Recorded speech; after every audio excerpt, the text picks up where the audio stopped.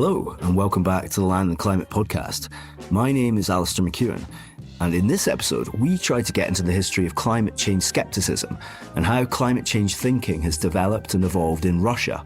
So, a few months back, I had spoken to Marianna Poberezhskaya, Associate Professor in Politics and International Relations at Nottingham Trent University in the UK, and an expert in Russian climate ideas and discourse, as well as the communication of climate change and climate change skepticism.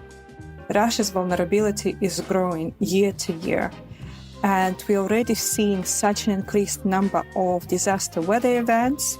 We've seen changing in the season patterns, changing in terms of the precipitation volumes. If you follow the news, you will see that every year now there will be a devastated forest fire.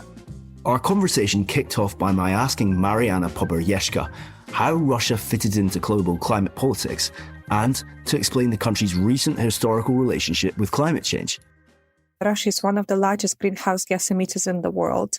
And actually, sometimes it's overlooked because, rightly so, we concentrate on the first top three, or usually it's China, US, now India, that dominate the global discourse. But Russia actually has been for the last 2, even 3 decades, quite important in the global climate politics. And one of these reasons is emissions, but another reason is also its landmass. And Russia is a home for the largest boreal forest as well. So it does have a big capacity, though it's disputable how much, but it does have big capacity for absorbing the emissions. And also, politically speaking, Russia is quite an important global actor, and sometimes its decisions in other areas spill over into the negotiations or the climate change landscape. So the most notable example of Russia's involvement or Russia's direct impact of the global climate negotiations that's happened at the start of our international climate regime, what it's called. It's when the Kyoto Protocol, the first legal agreement, has been discussed. So at the time, against all attention was not even China, US. Everybody was looking at the US and what they will be doing. And it was actually quite similar to what we're witnessing today. So the US was involved, but then going back and forth, very unsure, because actually committing to any kind of reductions meant quite a substantial impact on the American economy. So they were very careful about committing to anything. So at the end, they withdrew from the Kyoto Protocol. They didn't support. And because of the conditions that stipulated how the Kyoto Protocol ought to come into force, they needed, basically, in short story, they needed Russia to sign it and to ratify it as another major emitter in the world. And at that point, mid-90s, Russia is in political, economic disarray. It's so far removed from being concerned with environmental issues and leave alone climate change. It was a very abstract concept at that point. So they got involved in those negotiations, but it was attached to other political issues. Like there is a big agreement that actually at the end, when Russia did sign and ratify Kyoto Protocol a few years later, it was because the country was interested in the financial investments, and also European Union promised to back it up in its admission to the World Trade Organizations. In the 90s, all former Soviet Union was going through the economic crisis. So for the environment, it meant that emissions were dropping, which meant that most of the countries of former Soviet Union, and Russia in particular, they dropped their emissions by around 25 to 35%, which is an enormous drop. They still use it today, that drop, because the global agreement, when the countries commit to any kind of goals or they report progress, they usually look at the year of 1990 or 1991, and that's when there was still Soviet Union, hugely polluting economy, so the emissions were quite high. So according to that benchmark year, those countries, Russia including, still look pretty good. So they did not surpass that level still. So it looks like the countries cut their emissions. But in reality, we know that that's happened because of the economic collapse, not because some kind of well-designed policies at the time. I guess, in a sense, they were lucky that that's where the negotiations started. It still looks in favor of the Russian government in terms of their climate change performance. This has been highlighted in the political discourse over the last 20-25 years, saying that actually we are among the leaders of the climate change politics because look at our emissions drop. And we didn't just never exceed it, but we're still well below 25% decrease of emissions. And none of the Western countries has ever done anything like that. None of the developed countries. So this is still used. And especially during the Medvedev's presidency, he kind of pushed forward this notion of Russia being an environmental donor, an environmental leader, because of that difference in the emissions, and also because of the Russia's capacity to absorb potential capacity. When you look at all of the most recent reports in terms of the state of the emissions in the country, so the official position to over-report in the sense of the absorbing capacity to highlight the role of the Russian forest, whilst kind of more skeptical approach here, when you go into the real calculations and you see the state of the Russian forest, any forest in the world, it's not that straightforward. You need to look at their age, at their conditions, and so on. So actually, some forest emits more than absorbs depending on its age. So scientists were a bit skeptical in terms of the figures. A lot of your research covers the evolution of climate thinking in Russia, climate skepticism and obstructionism. Can we go back then to the 1990s and briefly trace over how that thinking might have evolved, particularly starting with scientists? Your research mentions figures like Yuri Israel, for example. So we might even go back even further, touch upon Soviet Union. It's interesting, not many people know, especially in the West, that the Soviet scientists contributed substantially to the development of the knowledge about anthropogenic climate change and the climate change science. Since the 50s, there were very significant research happening in terms of the climatology, and quite important discoveries, important contribution to the knowledge has been made. And also there's not very known fact in 80s and in 70s through some cooperation or exchange of knowledge between the West and the Soviet Union was happening around the climatology. Of course, it was all restricted within the political context, but those things were happening. And then 90s hit, like I said, collapse all around, economically, politically, but also in terms of the science of the former Soviet Union. So people were losing their jobs, people were not getting funding, so the projects were being shut, and so on. In the Soviet Union, before the collapse, we saw limited discussion, but it was quite structured. Like we saw media articles, for instance, about climate change, but it had quite a solid scientific ground behind it. Very little, almost no skepticism in this kind of public discourse. And early 90s, the same, very, very limited attention paid to climate change, understandably. So people were more concerned with the politics and economics at the time. But still, whatever was coming out, it was very good discussions. And then towards the end of 90s and we start beginning 2000s, that's where we saw the skepticism, conspiracies theory. And this is also after this very messy, prolonged discussions of whether Russia should be joining the Kyoto Protocol and at what it means for the country. And that's where we heard some really powerful skeptic voices saying that Kyoto Protocol is like comparing it to Auschwitz. There were some ridiculous comparisons happening, and saying that it's West is announcing the war against Russia and it's going to collapse the country. Yuri Israel, he was a huge input into the development of climatology, development science. And he was one of the contributors of the first IPCC reports, so was internationally acknowledged scientific authority. But he also played this controversial role during the 90s, where he was questioning the scientific foundation of Kyoto Protocol. And he also belonged to this part of the old school cohort of scientists who were convinced about climate change. And they were also convinced about anthropogenic character of climate change, but they doubted the negative impact of climate change for Russia, particularly. Some of the calculations at the time show that actually northern countries like Russia, they might benefit from it. Agricultural sector might benefit, people will save money on energy bills, and so on. And to be fair, there was some rationale behind it, and some of their predictions came true. And just to ask you about another one, which I think is still seems to be current today, there's talk of things like this Northern Sea routes, about Arctic expansion. It'd be really interesting to go into a little bit of detail about that before you get back to the main issue. The first prediction said that warmer climate will lead to the prolonged season of the ice melting around the Northern Sea route. So if you think about the Asian trade routes, it's much longer. It's obviously more costlier for the international trade.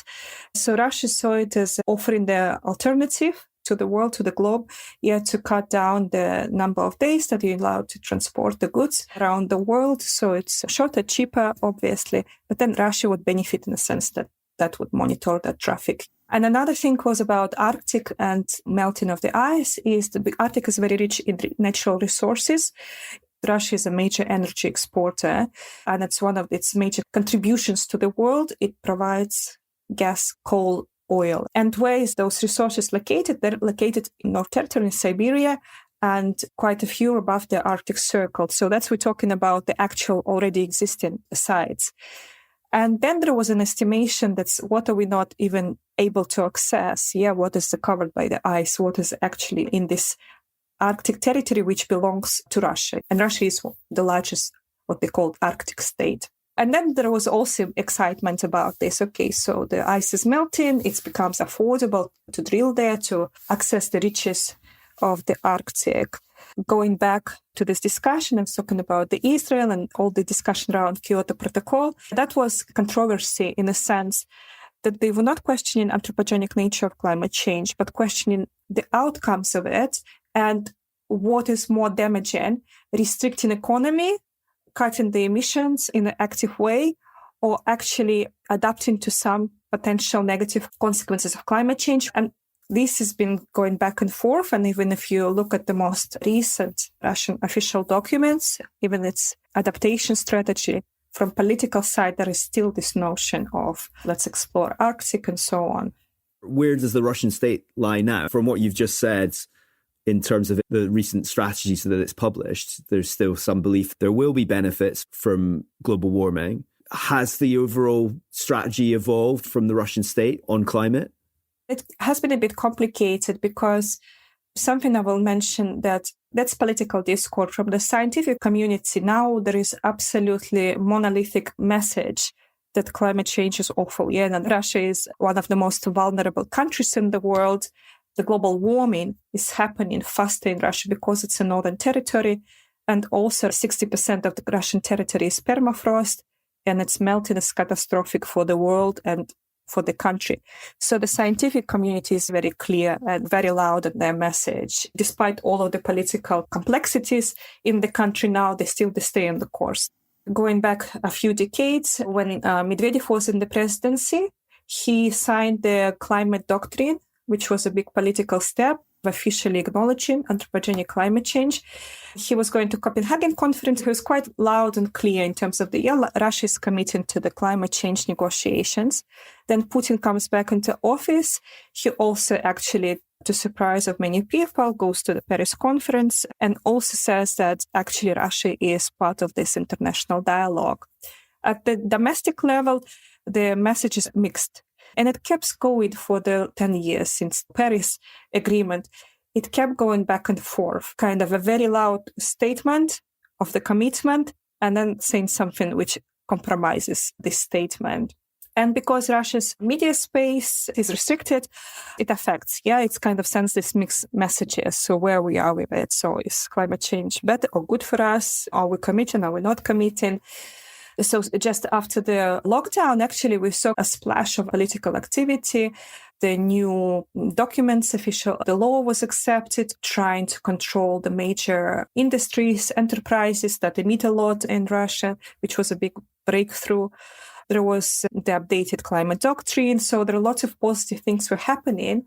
And one hypothesis at the time was that this is a response to the European Union introduction of the Carbon Border Adjustment Mechanism, CBAM.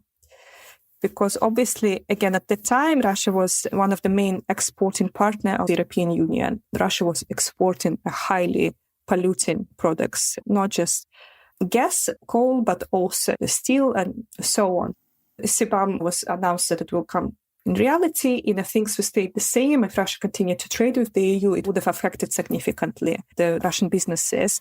So they started to think of the ways, and they set in motion quite a few interesting projects. For instance, one of the regions in Russia, in the Far East, committed to become net zero, which again was unheard of before.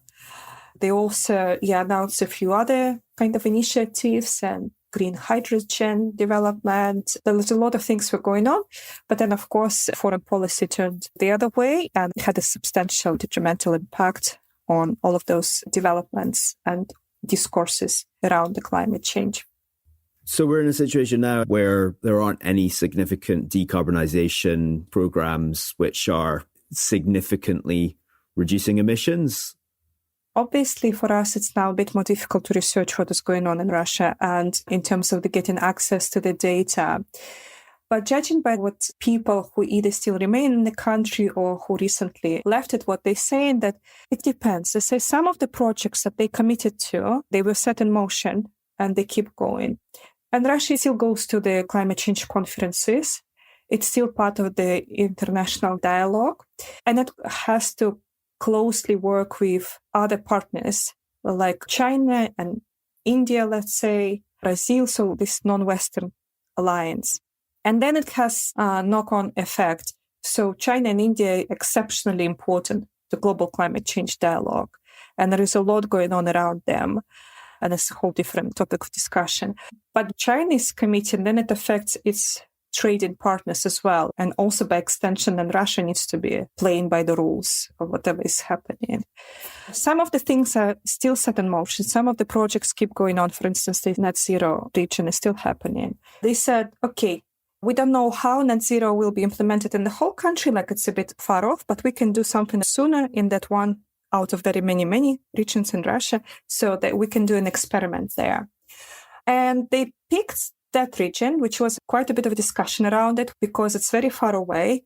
It's near China, Japan. It's a 7 hours flight from Moscow. It's also near where some of the oil sites excavations are set, but also at the same time, they have quite a good forest reserves, which again would allow them to claim quite a lot of the carbon sinks. So, which means you don't need to actively cut emissions. They did introduce some of the actually active policies or supported popularization of the electric transport or trying to clean up the local industries, enterprises in the area.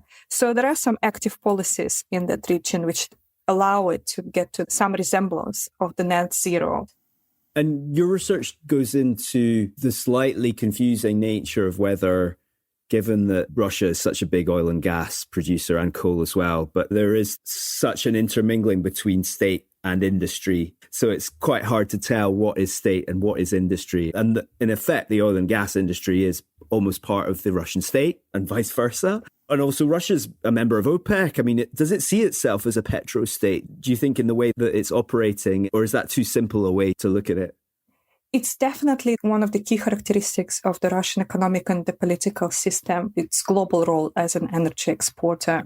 And of course, with the climate change, then it makes it extremely complicated because you have a very strong government, non-democratic government, which the stability of the regime depends on the rent from the energy exports. So in simpler terms, it needs to keep selling fossil fuel in order to ensure its stability and perform domestically and internationally.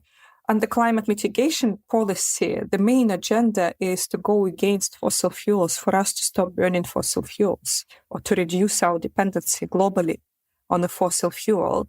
And the very least to make this transition get away from the most polluting coal, oil, to get them out of the equation. And this, of course, then you talking about policy, which then goes against, threatens the foundation of the regime which is in place in the country, which is already a non-democratic country. So in this sense, then the climate change becomes a very uncomfortable point of discussion. But at the same time, which does surprise many people that you will not see any of this in Russia.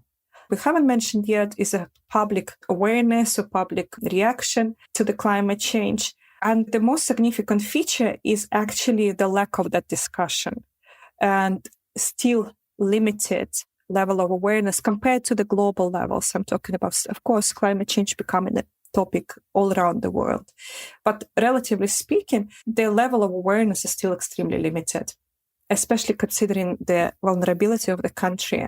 And therefore, climate change was never a triggering topic. It was never censored in Russia. So in a sense, the state had to play this somewhat carefully. They didn't have a reason to actively suppress the climate change agenda policy. But at the same time, obviously, zero interest to actively pursue it and do something which would limit the emissions and which would restructure the Russian economy. This said, some of the economists, even inside Russia, voiced this opinion and said that it doesn't matter if the government believes or doesn't believe in anthropogenic climate change. It doesn't matter what's their position, that Russian economy in the way it is not sustainable.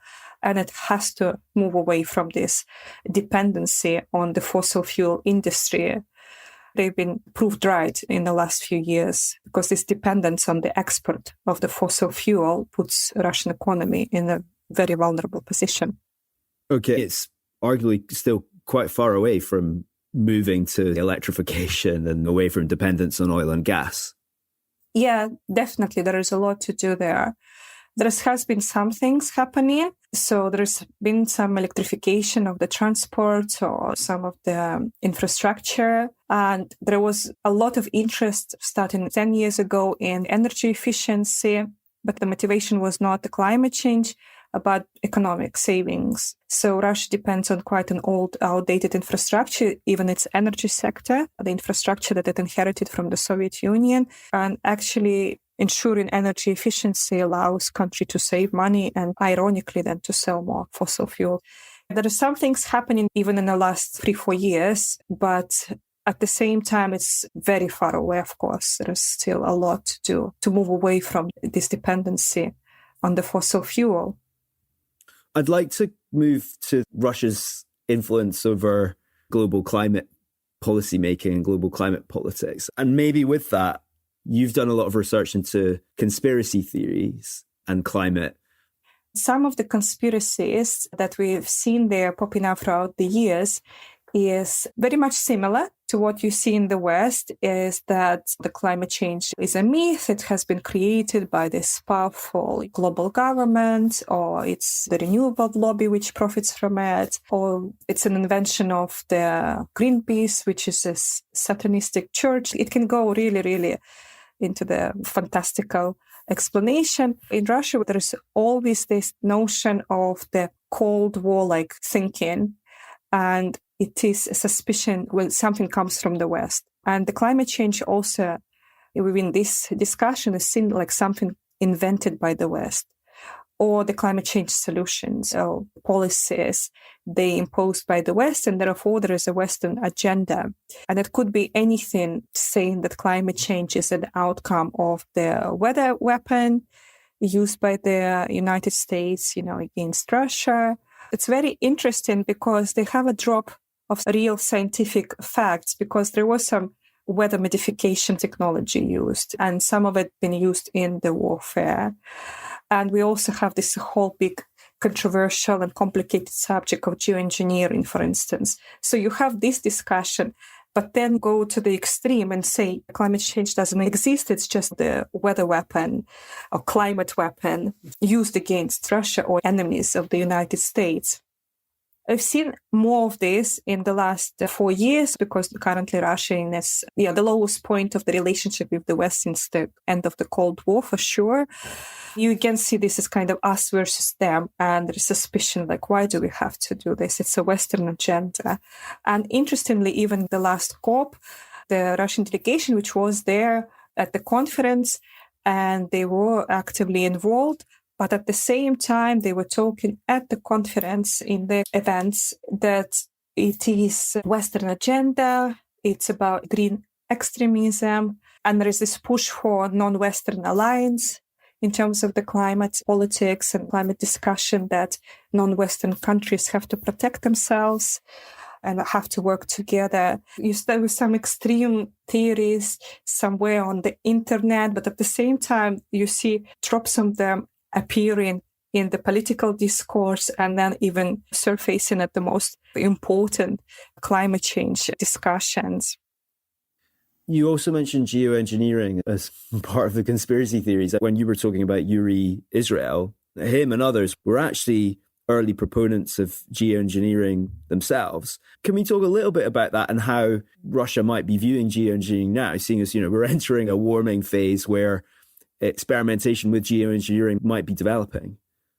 Yeah, geoengineering, it's not a new thing. I think it got a bit of more attention at the moment because we enter in a very desperate stage in terms of the climate change mitigation efforts.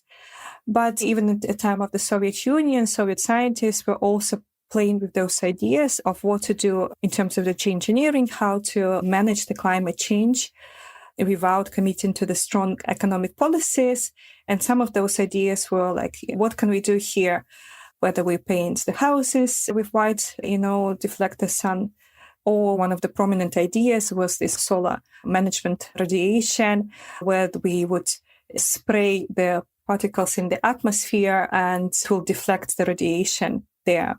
And the thing was that even in 2000s, they were able to conduct the local experiments and trying to actually use some equipment and determine that potentially that can work. If we create this layer, which then would deflect the solar radiation, it can potentially cool the climate in that area. There is some scientific groundings behind it, some scientific discovery, starting with Soviet climatology, then even a few years in modern Russian science. But already at that time, as we saw new voices coming in and the new climatologists becoming more vocal about this agenda, they started to dispute, okay, it is possible, but what would be the cost?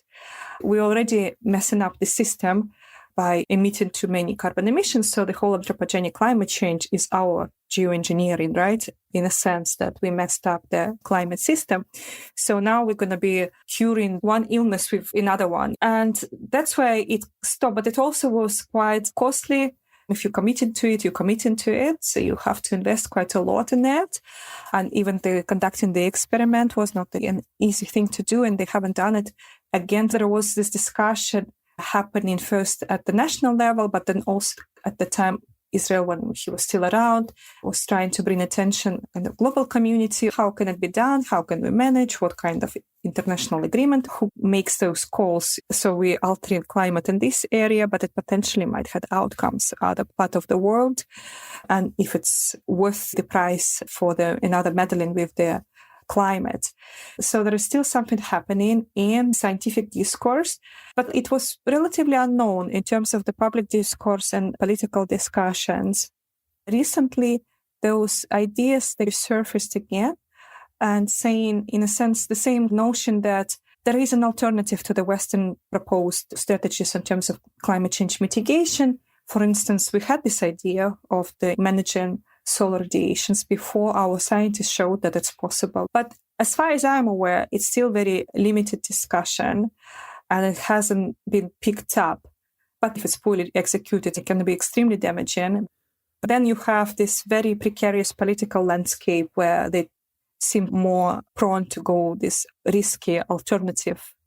We talked a little bit about the existing planning around decarbonisation. How much room is there for change in terms of Russia and its climate strategy? There's quite a geopolitical, interest-related look on climate change. There's maybe even a military element to the way that Russia is thinking about climate in the future.